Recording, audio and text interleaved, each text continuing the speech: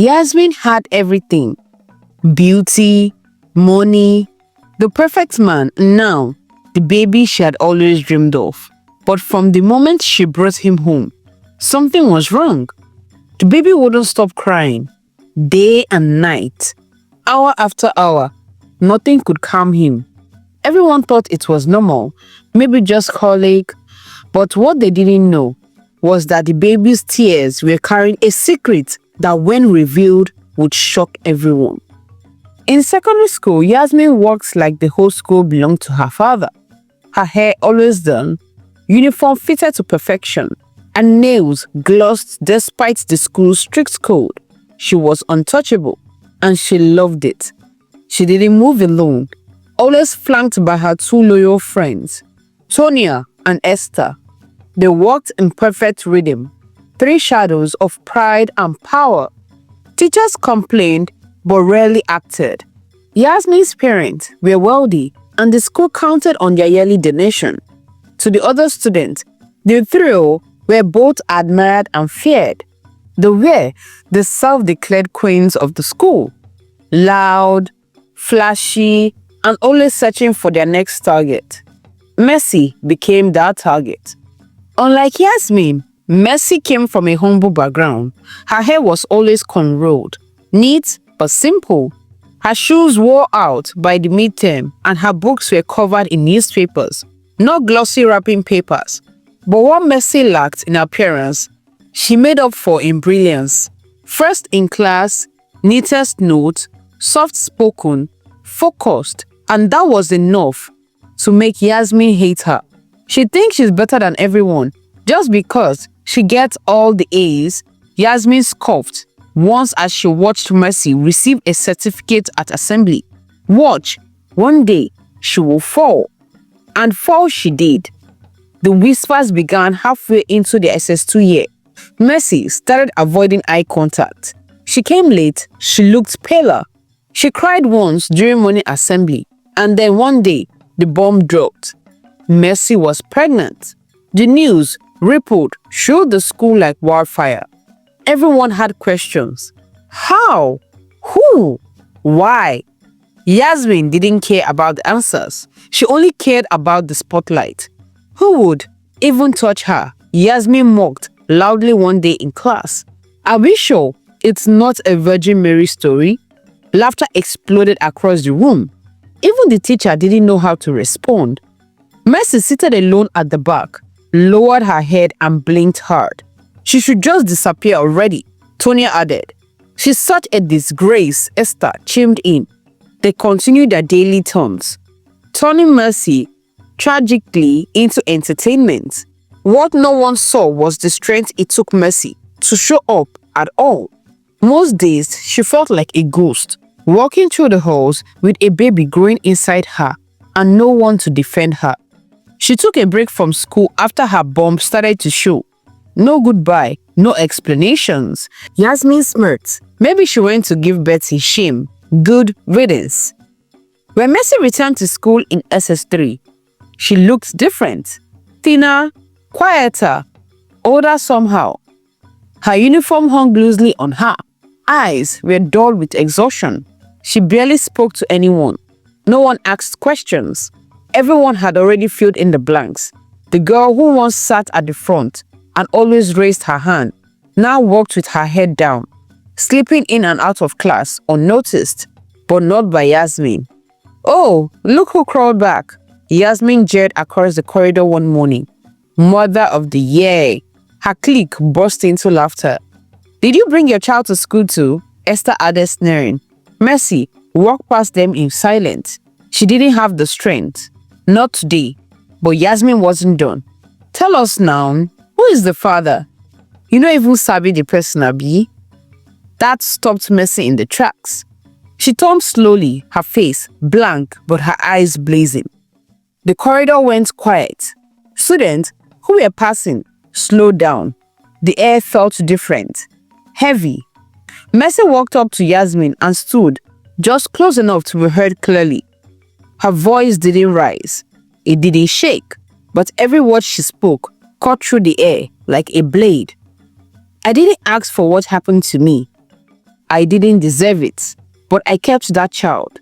I gave that child life, and for that you mock me?" She paused, breathing heavily. "Yasmin, may you search for a child and never find one. May the very thing you mock today become the one thing your heart will cry for tomorrow. This pain I carry, may you feel it, not because I wish you harm, but because life is listening."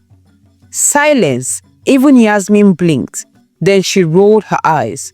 "You must be mad," she scoffed, forcing a laugh. "You think your local cause will touch me? You better wake up from that village dream." Mercy didn't respond. She turned and walked away. Tonya hissed, "Can you imagine her guts?" "I beg," Yasmin said, brushing her hair back, though her hand trembled a little. She said nothing. But from that day on, the laughter didn't come as easy.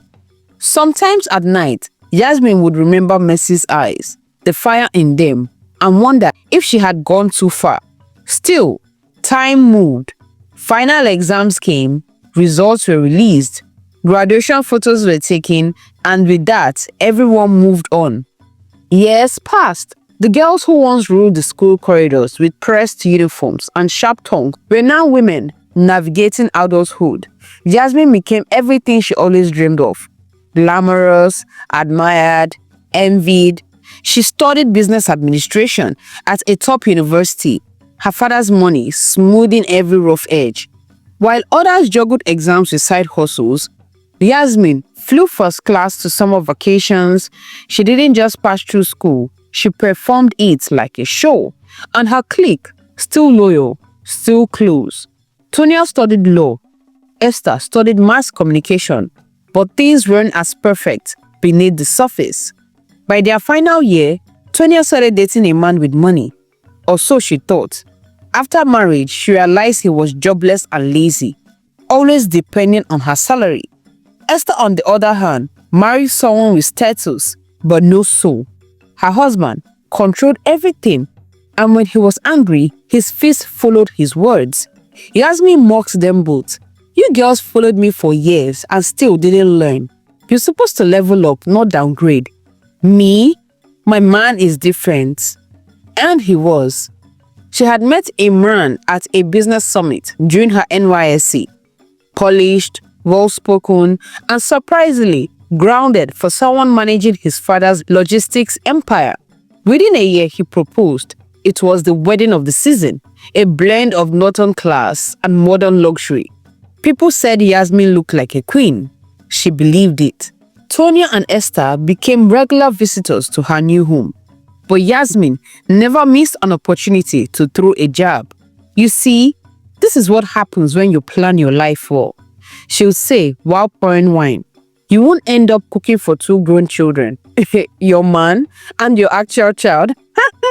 They forced a laugh, too tired to fight. But behind Yasmin's designer's curtains was a quiet fear she refused to share. She wasn't getting pregnant. At first, it didn't matter, or so she claimed. One afternoon, during a casual hangout with Tonya and Esther, the question came soft, playful, but pointed. "Yasmin, it's been a year already. No signs?" Tonya asked with a raised brow. Yasmin smiled, swelling her wine glass confidently. "Please, I and my husband decided we want to enjoy our marriage first. Can't you see? You both are always juggling babies, school runs, house stress. When was the last time you even had a real date night?" The room fell quiet. "When I start having kids," Yasmin continued, adjusting her scarf with a smirk, "I want to know I've told the world. Loved deeply, lived freely, not just rush into motherhood like it's a competition." The excuse sounded valid, elegant even, but deep inside, Yasmin's fear was growing. Each month came and went. Her bathroom drawer filled with test strips and herbal teas she hid from Imran. She smiled through brunches. She took photos by baby showers she quietly envied. By the second year, the whispers grew louder. Her friends stopped asking, but the silence spoke volume. Then one day, Esther said it with a chuckle. "This thing is starting to look spiritual. Oh, are you sure that Mercy's curse didn't?" Yasmin cut her off sharply. Don't be stupid. That night, as Imran snored peacefully beside her, Yasmin couldn't sleep. The memory came rushing back. That hallway, Mercy's trembling voice, and the curse she had laughed at. She turned to the ceiling. Nonsense, she muttered under her breath. That girl can't touch me. The news came with a glittery photo of baby shoes, tucked beside a handwritten sign that read, "Coming soon." Yasmin had finally announced her pregnancy. Her friends, family, and followers erupted with joy. Comments flooded her post, and old classmates sent private messages saying that they always knew she would be a wonderful mother. Tony and Esther were the first to call. They were screaming over the phone like children. "Yasmin! Oh my God! Finally! Let's come over this weekend. We need to touch that belly." Yasmin laughed. "I beg, you people should wait. I don't want anyone touching my stomach. Please, you know I'm very superstitious." "Isn't that the truth?" Esther teased. But it didn't stop there. By her 4th month, the calls became more frequent. Everyone wanted a glimpse of her baby bump. She dodged them all. "No pictures, no touching, no home visits," she said. "You know me, I just want peace." Or social media. However, she glowed. Flowing maternity gowns, poetic captions, perfectly timed silhouette shots against large glass windows. Carrying life, carrying love. When you grow inside, I grow outside too. Even Imran supported her. He kissed her forehead daily and thanked her for carrying the child. But he noticed something. She would flinch whenever he placed his arm on her belly. "You're pressing too hard," she said with a giggle. "Don't squash the baby now." Imran backed off, smiling, though he felt the distance. Still, he loved her. He trusted her. Then came the 5th month. A major international deal came through, one Imran couldn't pass up. It meant travel. He was hesitant at first. "I don't want to leave you now," he said, holding her hand. "Go." Yasmin smiled, touching his cheeks. "Seal the deal. I'll be fine." He left the following week, promising to return before the baby's birth. While he was away, Yasmin kept posting. The glow was there, the updates, the joy. Everything looked perfect. And then, just weeks before he returned, Yasmin gave birth. But from the very first hour, something was wrong. The baby wouldn't stop crying. Not for food, not for sleep, not even in her arms. The wail cut through the air like an alarm no one could switch off. She rocked, she sang, she cried too, but nothing could silence the child. Nothing at all. When Imran stepped into the house, jet-lagged but smiling, he expected to be welcomed by the soft cooing of his newborn son and the arms of his wife. Instead, he was greeted by a piercing, relentless cry. He rushed to the nursery. The baby was wailing, his tiny face red, fist curled, legs kicking in the air. Yasmin sat beside the crib, eyes sunken, hair scattered, rocking slowly. "He's been like this for hours," she whispered. "He won't stop." Imran moved closer. "Maybe he's hungry." He just ate. He picked the baby up gently, bouncing him, murmuring soft words, but the cries grew louder, like sirens in the tunnel. He passed the baby back. Yasmin looked defeated. That night, no one slept. The next day, Yasmin tried everything. Warm water baths, new feeding bottles, music, silence. She even held the baby skin to skin for hours, but nothing worked. The baby cried as if he were in pain, but every medical check showed he was perfectly fine. Imran became restless. "Maybe we should try another hospital. Get a second opinion." Yasmin refused. "He's just adjusting. Babies cry, don't they?" But Imran's instincts were firing. Something wasn't right. The child wouldn't stop. Day or night, his skin looked fine. No fever, no rash, no visible issues. Just an unending scream, like he was searching for something or someone. 1 week later, Imran took action. Without informing Yasmin, he bundled the baby and drove to his family doctor, the same man who had treated him since childhood. Tests were run, routine checks performed. Then the doctor asked a strange question. Do you mind if we run a paternity test just to rule out any rare compatibility issues? Imran agreed, not because he doubted anything, but because he was desperate. 2 days later, the results came in. He wasn't the child's biological father. Imran sat in silence, staring at the paper. What does this mean? He asked slowly. Is this a mistake? The doctor shook his head. We ran it twice. Confused, angry, numb. Imran drove home in silence. When he walked in, Yasmin was in the living room, looking exhausted. Where is the baby? She asked, sleeping in the car. He sat down. Yasmin, I need you to come with me for some tests. Her eyes widened. What kind of test? Blood test. Just come, please. Reluctantly, she followed. At the lab, she was calm. She didn't ask questions, but Imran watched her, and for the first time, she looked afraid. The results came 2 days later. Yasmin wasn't the child's biological mother either. Imran stared at the test result like it was written in a language he no longer understood. First, he wasn't the father. Now, Yasmin wasn't the mother either. He sat alone in the doctor's office numb. Are you saying my wife didn't give birth to this child? He asked, voice hoarse. The doctor signed. Medically, that's what the results show. Neither of you share any biological connection with the baby. For hours, Imran didn't speak. When he finally got home, Yasmin met him at the door, her face pale, eyes darting. Where is the baby? With my mother, he replied cold. Why would you take... Yasmin, he interrupted. Who does that baby belong to? She froze. What kind of a question is that? He stepped forward, holding out the result with a trembling hand. You're not his mother. I'm not his father. Who is that child, Yasmin? Her mouth opened, then closed. Her knees buckled, and then she sank to the floor. For the first time in years, Yasmin didn't have a witty comeback. No defense, just silence. Then came the tears, not the soft kind, the loud choking kind, the kind that comes when a secret decides it can no longer stay hidden. I couldn't get pregnant, she sobbed. 3 years, nothing. Tess said I was fine, but nothing happened. I was tired of the whispers, the pressure, everyone watching me like I was broken. Imran's face didn't move. So, whose child is he? She wiped her tears before shaking. I heard about a woman, a single mother. She gave birth under strange conditions. They said she was drugged, that she woke up and was told her baby died, that there was nobody because the hospital buried him quickly. But I knew someone who worked there. I paid, I pulled strings, and I took the child. The room spawned. Imran gripped the armrest. You stole a baby.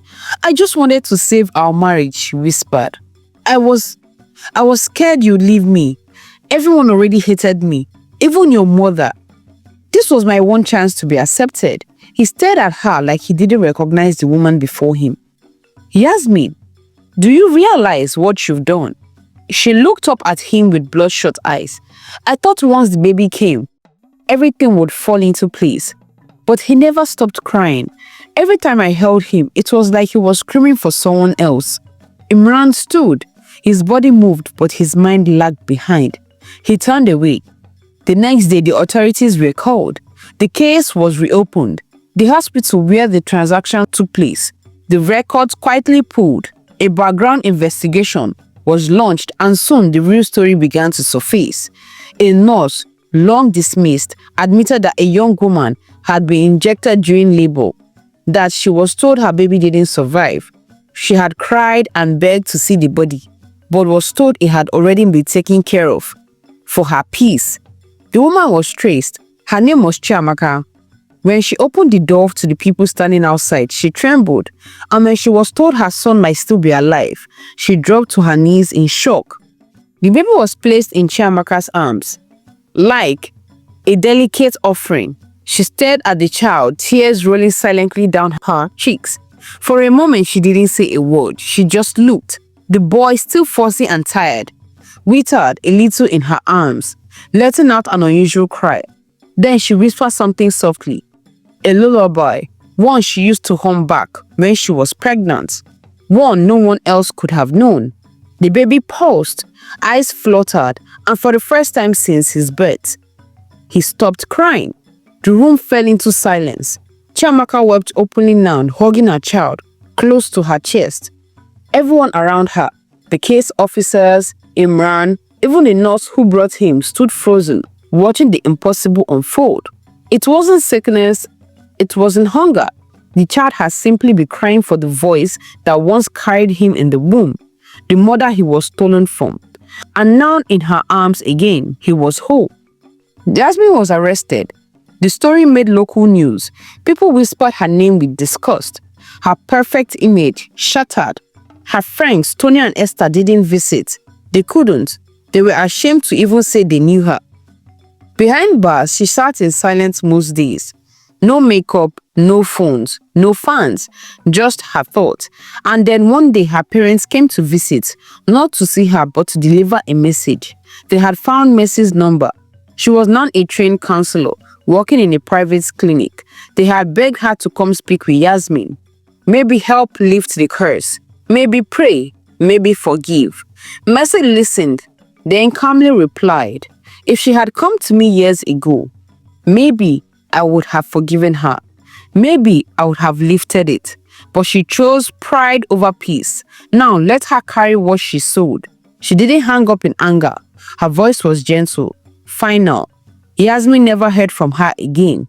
Mercy stood by a window one evening, watching a few children play outside her clinic. She saw a young mother walk past, humming softly to her baby in a sling, the same lullaby she once heard long ago from a desperate girl in school, trying to survive something no one ever saw. She was raped and still had to go back to school. She smiled faintly. Life had moved on, but he had not forgotten. And in a small, quiet house not far from hers, a baby now slept peacefully in the arms of the woman who birthed him. A cry finally silenced by the only voice that was ever meant to calm it. The end. Lessons to be learned from this story are: mocking another's pain can plant seeds of your own sorrow. Pain doesn't justify wrongdoing.